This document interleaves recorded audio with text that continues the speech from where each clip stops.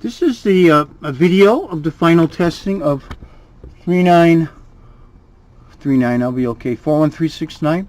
What I do on people that have a considerable distance to travel, I want to make sure that they are satisfied with the work. If they see anything that's wrong before they pick it up, please let me know. But it's just a little extra feature I give you. That way you know you walk out of here with a functioning item. So what we're going to do is we're going to feed a laboratory instrument, a signal generator, into the auxiliary inputs. We're going to use 400 cycles, which is an industry standard. And we're going to be able to hear it, but that's not very accurate. More accurate way of doing this is we're going to be able to see the waveforms on this device, which I'll zoom in a little bit. This is called an oscilloscope, and that is a dual trace oscilloscope. Hello. And the upper trace is going to show your left channel. Lower trace is going to show your right channel. This is more accurate because we can exercise the switches and controls and make sure the signal is stable. It also gives us a very rough indicator of distortion. Distortion is actually measured on other instruments called a distortion analyzer. I'm not going to utilize that for this, but this will do what we need to do. And so what's going to happen is when I turn it on initially, we'll be able to hear this. But as I turn the volume up to spare my eardrums, speakers, and excessive volume will cause the microphone on this camera to saturate, we're going to switch over to what's called a dummy load. Dummy load stresses the amplifier just like speakers do, but it converts the audio energy into heat. That way we can have silence. Okay, so we're going to turn this item on. And sorry for the lighting, but the lighting has to be turned down or the oscilloscope saturates the pickup sensor on the camera. So we have to wait approximately 10 seconds, which is a pretty much universal design on all amplifiers. That allows the output stages, there's two of them left and right, to stabilize before the speakers are connected. So we're going to turn this on, and simultaneously you can probably hear the sound increase, but more importantly, we can see it. And so I'm going to go over here. Hopefully I can talk over that for a little bit. I'm going to go over here, and we're going to go to the left. So only upper display is showing.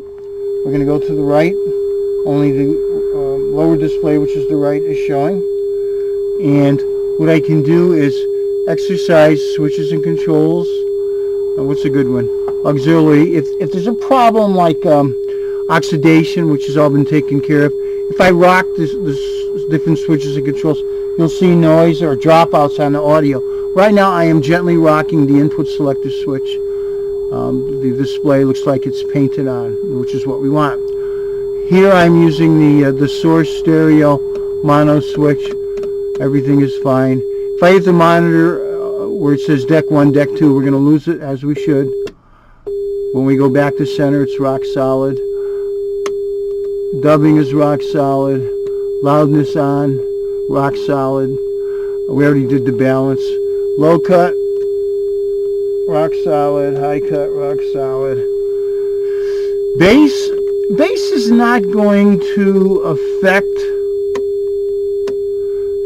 the video that much because it's a 400 cycle signal, and bass is typically below 100 cycles. I still talk cycles. They use hertz today in the modern area, but everything is back to normal on this, and I think that the problem was caused by a power surge.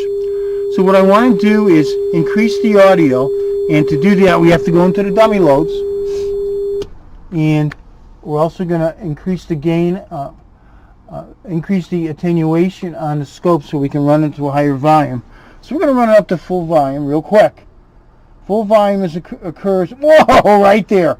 When you see the top and the bottom, whoa, right there, the top and the bottom of the sine waves start to flatten.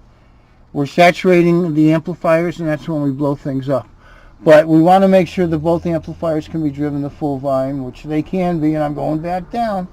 Okay.